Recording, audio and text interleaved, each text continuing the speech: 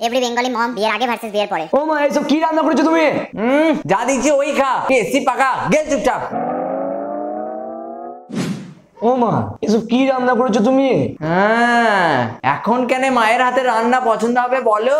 যে মায়ের হাতের রান্না খেয়ে আজকে বড় হলাম, সেই মায়ের হাতের রান্নায় আজকে মুখে রচ্ছে না। এটাই তো হয়, বউ পেলে মা তো পর হবেই। এখন তো বইয়ের হাতে রান্না ভালো লাগবে, মায়ের হাতে রান্না কি আর মুখে রুচবে? ঠাকুর গো, আর কত সহ্য করবো ঠাকুর। বাবু দেখ তো, এটা তোর জন্য কিনলাম, পরে দেখ তো কেমন লাগছে, একবার দেখ তো। মা, এত বড় জামা আমি পরবো না। এগুলো যদি পরে বাইরে যায় না, বলবি বাপ্পে জামা পরে চলে এসেছিস। এইটুকু ছেলে, তার আবার কত প্রেস্টিজ। চুপচাপ এটা পর। মা, চাপ পর।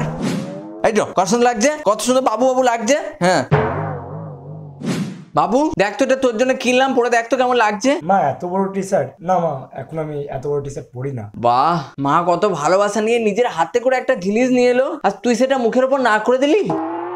আমারই বোঝা উচিত ছিল, আমারই ভুল। মা কে? এখন তো ছেলের বউ হয়েছে, বই তো সব, বউ যা বলবে তাই হবে। মা কে? মায়ের ভালোবাসার কি দাম, মায়ের মন রাখার জন্য একবার পড়ে দেখতে পারতিস। বইয়ের জন্য মাকে ভুলে গেলি, ঠাকুর গো।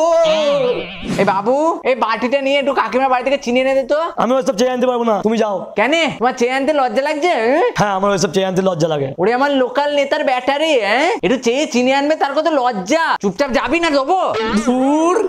এই বাবু, কাকিমাদের বাড়ি থেকে একটু সার এনে দে তো। এ আবার কি গো মা, তোমার কাছে কি কোনো জিনিসই থাকে না? টুক করতে এটা চেয়ান, ওইটা চেয়ান, বাবু সেটা চেয়ান, এই স্বভাব একদম ভালো নয় মা। আরে তুই আমাকে এইভাবে অপমান করতে পারলি? আমি না একটু জিনিসটাই চেয়ে আনতে বলেছিলাম, তাই বলে তুই সবার সামনে আমাকে এইভাবে অপমান করবি? ও, আমি তো ভুলেই গিয়েছিলাম, ছেলে তো এখন মায়ের নাই, ছেলে তো এখন বইয়ের হয়ে গিয়েছে। আমি কে? ঠাকুর গো। এইখানে বউ কোথা থেকে এলো? ওই দেখো, বইয়ের নামে বললাম বলে রাগ হচ্ছে। ওরে আমার ভুলে গেছে, আমি তোর পায়ে পড়ছি, আমাকে ক্ষমা করে দে ঠাকুর। দেখো কত কি সহ্য করতেছি ঠাকুর।